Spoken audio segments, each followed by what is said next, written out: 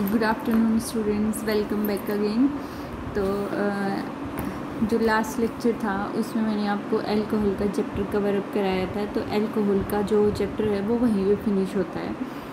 अब ऑर्गेनिक की first unit के अंदर ही जो हमारा सेकंड टॉपिक है अल्कोहल से अलग, वो है इपोक्साइड।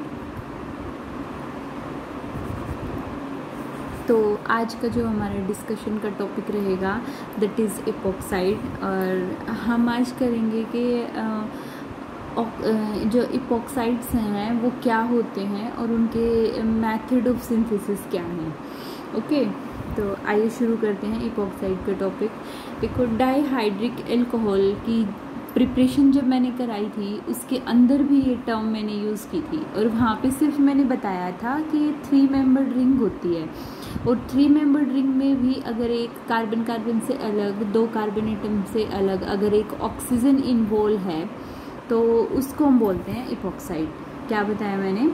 कार्बन कार्बन रिंग है, कार्बन कार्बन रिंग के साथ जो 3 मेंबर्ड रिंग बनती है, एक 3 मेंबर्ड रिंग होती है इपोक्साइड, और उसमें एक ऑक्सीजन एटम होता है, ये आप बोल सकते हो, ठीक है। और जो इसकी फॉर्मेशन होती है इपोक्साइड की, इसकी फॉर्मेशन होती है एल्कीन से, ठीक है। तो जो इसका कॉमन सिस्टम है उसमें जो इपोक्साइड हैं उनको हम बोलते हैं एल्काइलिन ऑक्साइड। एल्काइलिन इन वर्ड आता है इसके लिए, डबल बॉन्ड कंटेनिंग कंपाउंड्स के लिए। तो एल्काइलिन के ऑक्साइड्स को हम क्या बोलते हैं? इपोक्साइड। और अगर हम IUPAC सिस्टम की बात करें तो इसको बोला जाता है एल्कीन ऑक्साइड। एल्कीन के ऑक्साइड्स को हम क्या बोलते हैं? इपोक्साइड। या फिर इसको बोला जाता है इपोक्सी एल्केन्स। ये सारी की सारी टर्म जो मैं यूज़ कर रही हैं वो IUPAC नोमेनक्लेचर के अकॉर्डिंग है, और इसको हम एक बोलते हैं ऑक्सीरेंस, ठीक है। कॉमन में जो इसका कॉमन नेम है वो होता है एल्काइलिन ऑक्साइड्स। इपोक्साइड्स की जो IUPAC नोमेनक्लेचर हम पढ़ते हैं उसके अकॉर्डिंग इनको हम बोलते हैं एल्कीन ऑक्साइड। मतलब alkene double bond containing compounds के इपोक्साइड्स को हम बोलते हैं एल्कीन इपोक्साइड, एल्कीन ऑक्साइड। और इपोक्सी एल्केन मतलब जो प्रोडक्ट बना है वो एल्केन है और उसमें एक ऑक्सीजन ग्रुप है, तो इसलिए इसको बोला जाता है इपोक्सी एल्केन। और इसका ये वाला नाम भी IUPAC नहीं दिया गया है, IUPAC नहीं दिया है, इसका एक नेम ऑक्सीरेंस। क्लियर है? तो कई बार 1 मार्क्स का क्वेश्चन आ जाता है कि व्हाट आर ऑक्सीरेंस, ऑक्सीरेंस बताओ क्या होते हैं, इपोक्सी एल्केन क्या होते हैं, कुछ भी पूछ लेगा। वो एक 1 मार्क्स का क्वेश्चन कई बार MCQ जो हमारे आते हैं उसमें भी इस तरह के क्वेश्चन आ जाते हैं। तो आज का जो मेन डिस्कशन का टॉपिक रहेगा हमारा वो रहेगा सिंथेसिस ऑफ इपोक्साइड, कि हम इपोक्साइड्स की सिंथेसिस कैसे करते हैं, किन मेथड्स से इपोक्साइड की सिंथेसिस होती है। तो जो इसका मोस्ट कॉमन मेथड है सिंथेसिस का वो है epoxidation of alkenes. Epoxidation of alkenes. देखो, एल्कीन के ऑक्साइड्स को या फिर इपोक्सी एल्केन्स को हम क्या बोलते हैं? इपोक्साइड।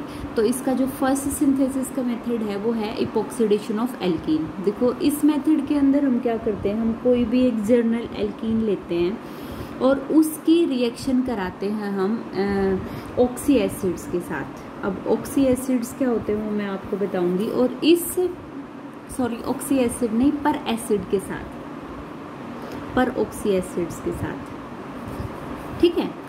और इस प्रोसेस को बोला जाता है इपोक्सीडेशन। इपोक्सीडेशन का मतलब क्या होता है? इपोक्साइड की फॉर्मेशन किसके थ्रू?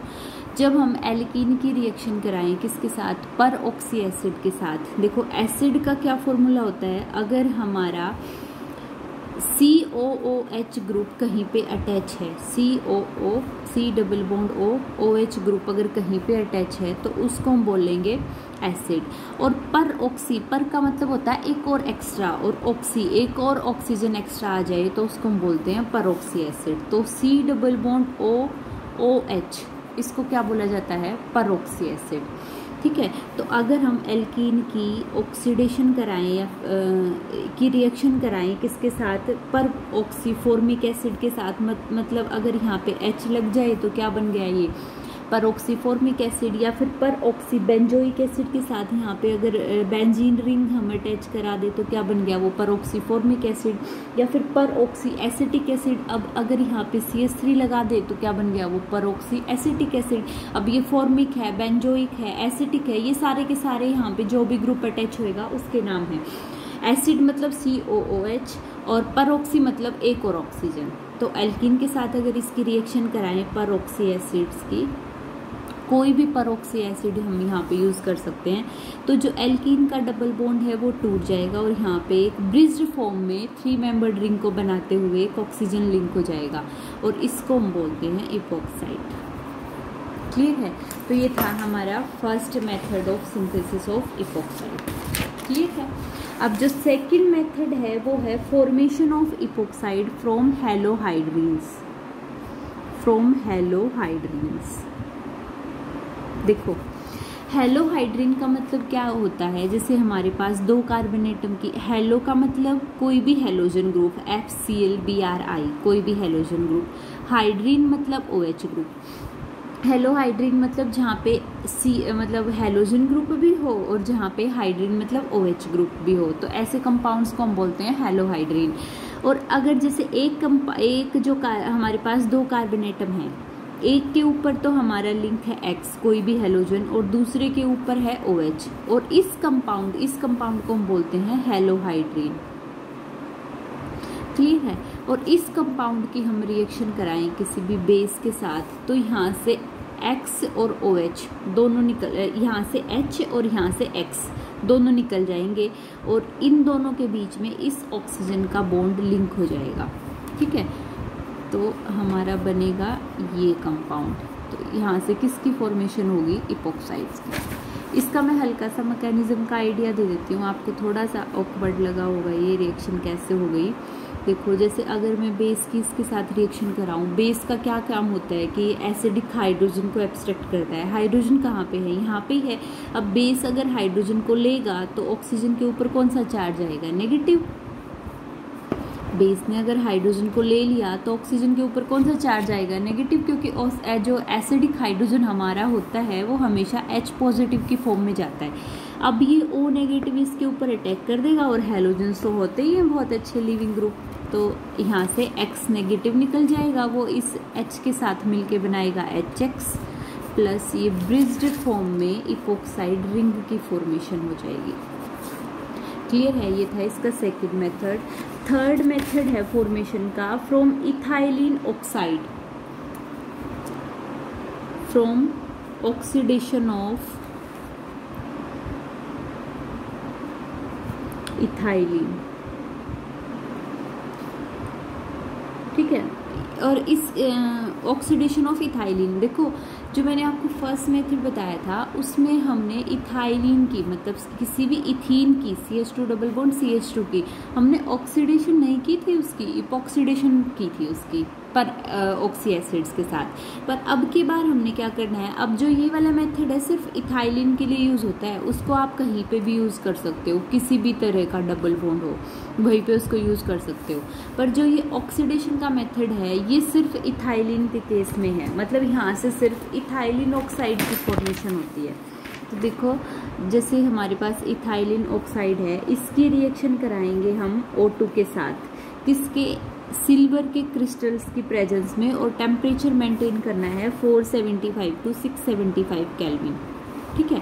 हमने क्या लेनी है? इथीन की क्या कराएंगे? ऑक्सीडेशन, तभी तो इथाइलिन ऑक्साइड बनेगा।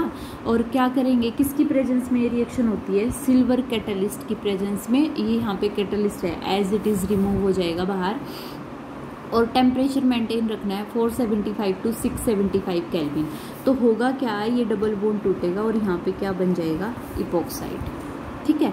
अब कल का जो हमारा डिस्कशन का टॉपिक रहेगा, आपको एक बार ये बुक से देख के आना है। देखो जो ये हमारा इपॉक्साइड है ये क्या है? एक 3 मेंबर्ड रिंग है। जो ये हमारा इपॉक्साइड है that is a 3 membered ring और which contain oxygen atom at one of the 3 centres. तो होता क्या है कि जब भी आप इसके ऊपर एसिड का अटैक कराओगे या फिर इसके ऊपर आप बेस का अटैक कराओगे तो ये वैसे ही 3 मेंबर्ड रिंग बहुत ज़्यादा अनस्टेबल होती है और कार्बन कार्बन वाली ही बहुत ज़्यादा अनस्टेबल होती है। तो ये तो ऑक्सीजन एटम हो गया।